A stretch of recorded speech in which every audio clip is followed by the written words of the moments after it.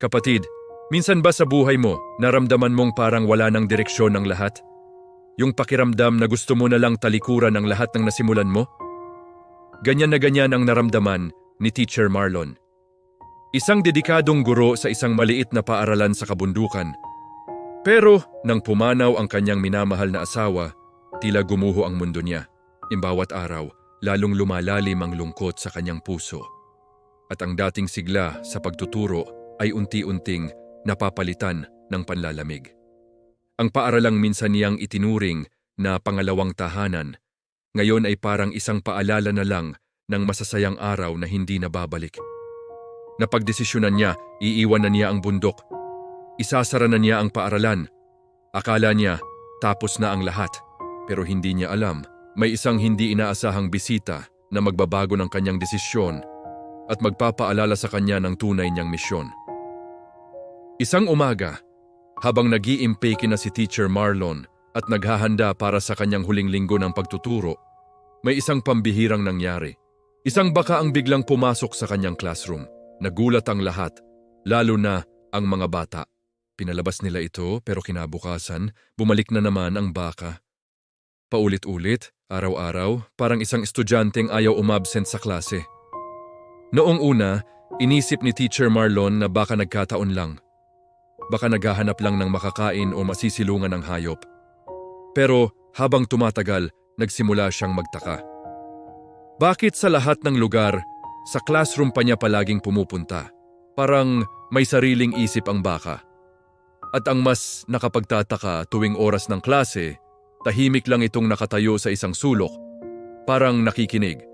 Nagmistula itong isang misteryosong estudyante na walang may-ari. Sinubukan nilang tanungin ang mga residente sa paligid. Pero walang nakakaalam kung kanino ang baka. Ang misteryo ng baka ay naging usap-usapan sa munting komunidad. Para kay Teacher Marlon, isa lang itong abala sa kanyang plano.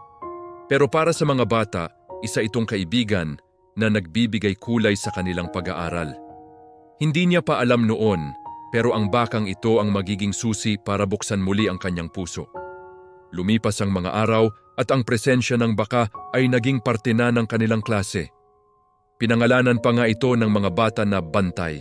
Naging inspirasyon si Bantay sa mga bata para pumasok araw-araw.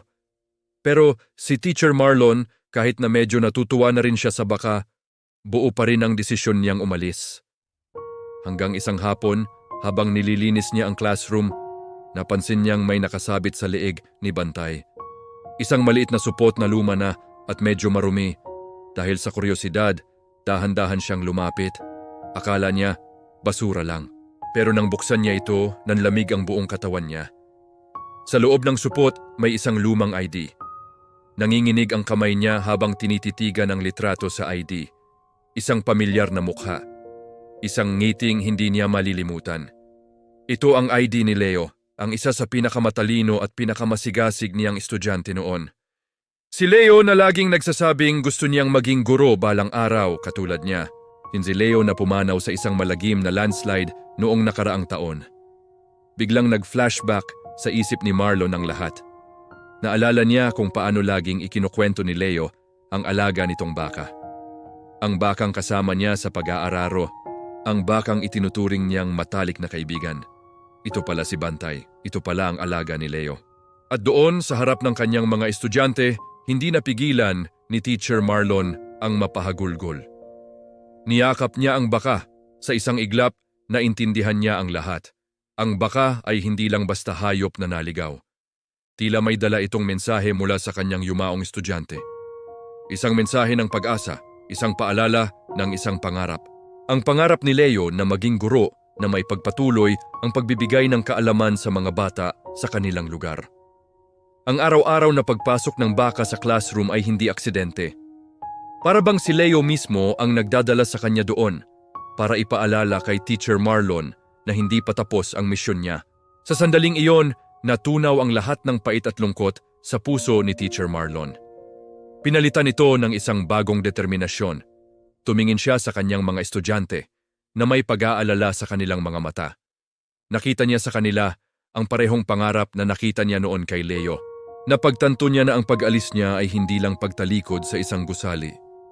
Ito ay pagtalikod sa kinabukasan ng mga batang ito na umaasa sa kanya. Ang pagpanaw ng kanyang asawa ay isang malaking dagok, pero hindi ito dahilan para talikuran ang misyon na sabay nilang binuo. Ang misyon na magbigay liwanag sa pamamagitan ng edukasyon ay minsan sa buhay kapag nawawala na tayo ng direksyon. May mga hindi inaasahang paraan ang tadhana para ipaalala sa atin kung ano ang tunay na mahalaga. Para kay Teacher Marlon, ito ay dumating sa anyo ng isang tapat na baka, dala ang alaala at pangarap ng isang yumaong estudyante. Dahil kay Bantay at sa alaala ni Leo, nagbago ang desisyon ni Teacher Marlon.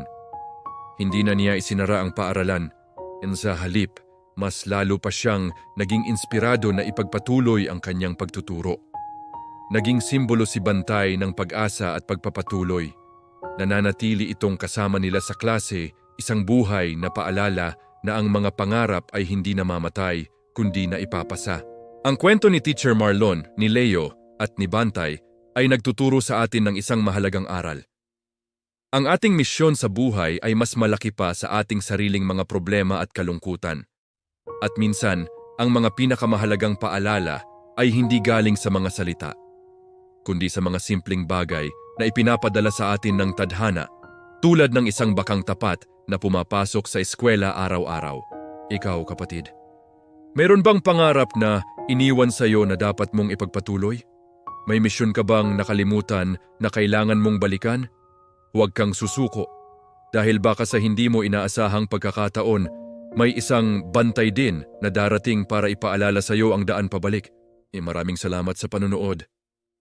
Kung naantig ka sa kwentong ito, huwag kalimutang mag-like, share at mag-subscribe para sa mas marami pang kwentong kapupulutan ng inspirasyon. Hanggang sa muli.